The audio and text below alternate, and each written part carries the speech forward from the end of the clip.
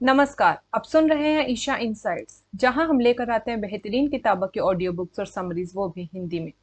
The millionaire fast लैन के last chapter में आपने सुना, स्पीड का मतलब होता है आइडिया को एग्जीक्यूशन में बदलना।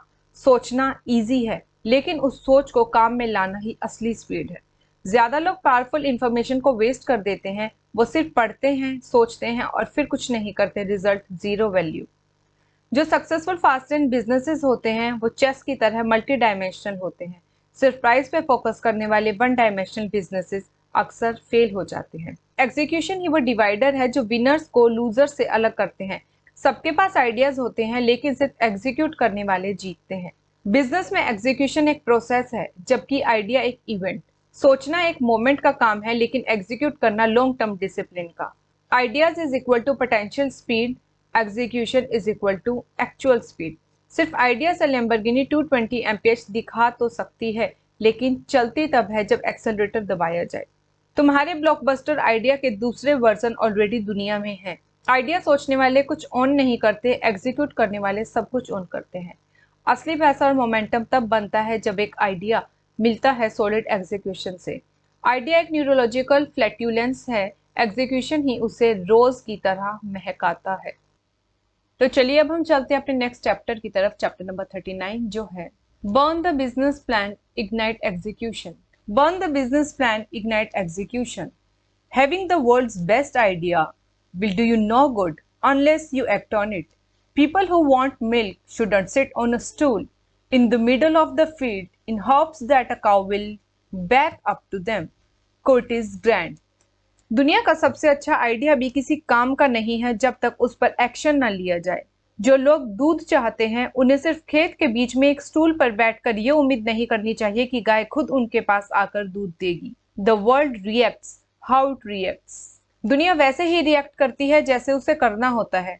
अगर तुम्हें लगता है कि 1+1 2 है, लेकिन दुनिया कह रही है 3 है, तो तुम्हें उसे एक्सेप्ट करना पड़ेगा, चाहे तुम्हारे पहले से बने हुए बिलीफ्स कुछ भी कहें। जब बात तुम्हारे आइडियाज, तुम्हारे प्लान्स या तुम्हारे बिजनेस की होती है, तो सच ये है कि तुम कभी नहीं जान सकते कि क्या काम करेगा जब तक तुम इसे दुनिया के सामने नहीं रखते। बिजनेस में मैं इसे कहता हूँ putting it out into the box. जब भी मैंने अपनी वेबसाइट पर कोई नई सर्विस या फीचर लॉन्च किया, वो एक एक्सपेरिमेंट होता था, ये देखने के लिए कि दुनिया कैसे रिएक्ट करती है, और हर बार मुझे सरप्राइज मिलता।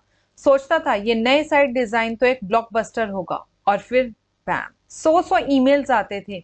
गुस्से से भरे हुए लोग लिखते थे जैसे वो मुझे पेड़ से लटका के सजा देना चाहते हैं। आइडियाज का असली जज दुनिया और मार्केट ही होता है। अगर दुनिया को तुम्हारा ऑफर पसंद आया तो वो अपना टाइम, अपने थॉट्स या अपने पैसा तुम्हें देते हैं। अगर पसंद नहीं आया तो वो अपना पैसा रोक लेते हैं और कहीं और चले जाते हैं। और जो लोग बहुत गुस्से में होते हैं वो तुम्हें ईमेल करते हैं या ब्लॉग लिखते हैं जहां तुम्हें इडियट डिक्लेयर कर देते हैं। The tribe has spoken. Tribe ने फैसला सुना दिया। मेरी वेबसाइट को रीडिजाइन की जरूरत थी। मैंने 6 हफ्ते तक मेहनत करके एक नया लुक बनाया। मैं एक्साइटेड था। मुझे लगा था कि दुनिया को ये डिजाइन बहुत पसंद आएगा। क्लीन था, यूजर फ्रेंडली था और मेरे डिजाइन स्किल्स को दिखाता था। फिर मैंने उसे लॉन्च किया और दुनिया ने उससे नफरत की। शिकायतें बरस पड़ी। साइट का बाउंस रेट स्काई रॉकेट हो गया। लोग एक पेज देख के तुरंत निकल जाते हैं। कन्वर्जन रेट, जो लोग लीड बनते हैं, ऑलमोस्ट जीरो हो गया।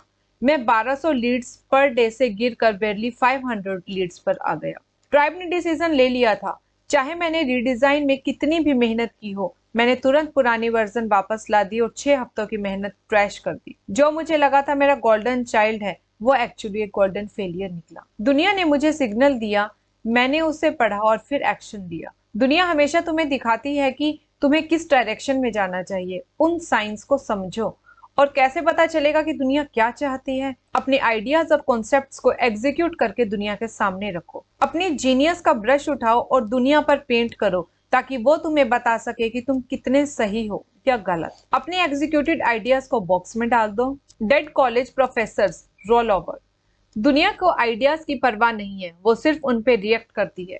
ये सिंपल सी बात बिजनेस के एक सबसे पुराने और मजबूत कॉन्सेप्ट के क्वेश्चन करती है, बिजनेस प्लान्स। एकेडमिक वाले इस बात से शॉक हो जाएंगे। रेडी हो जाओ एक अल्टीमेट बिजनेस ब्लास्फेमी के लिए। बिजनेस प्लान्स बेकार होते हैं क्योंकि ये सिर्फ आइडियाज होते हैं, वो भी स्टेरॉइड्स पर चढ़े हुए। अगर एक बारबेक्यू सॉस से गंदा हुटर्स का नैपकिन काउंट नहीं करते हो तो मैंने कभी भी फॉर्मल बिजनेस प्लान नहीं बनाया। सच कहूं तो सबसे अच्छे बिजनेस प्लान्स वो होते हैं जो नैपकिन्स, पुरानी एयरबीज की बैग्स, बेबी रूथ के रैपर्स या आईफोन के वॉइस मेमोस पर लिखे जाते हैं।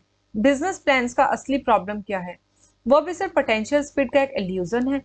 जैसे वो सुपरचार्ज कार्स जो गैराज में खड़ी रहती हैं लेकिन कभी रोड पर नहीं जाती, वो लॉन मोवर के बराबर ही होती। जब तक कोई बिजनेस प्लान एग्जीक्यूट नहीं होता तब तक वो सिर्फ एक फैंटेसी है।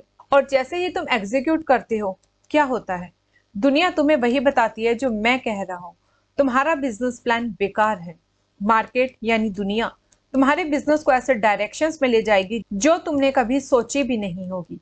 जो लोग 5 साल से ज्यादा टाइम से बिजनेस में हैं, उनसे पूछो, वो बताएंगे कि उनका स्टार्ट इंटेंशन ए से हुआ था लेकिन वो अब इंटेंशन बी पे पहुंच गए हैं। वो लोग जो पहले प्रोडक्ट एक्स बेच रहे थे अब प्रोडक्ट वाई बेच रहे हैं।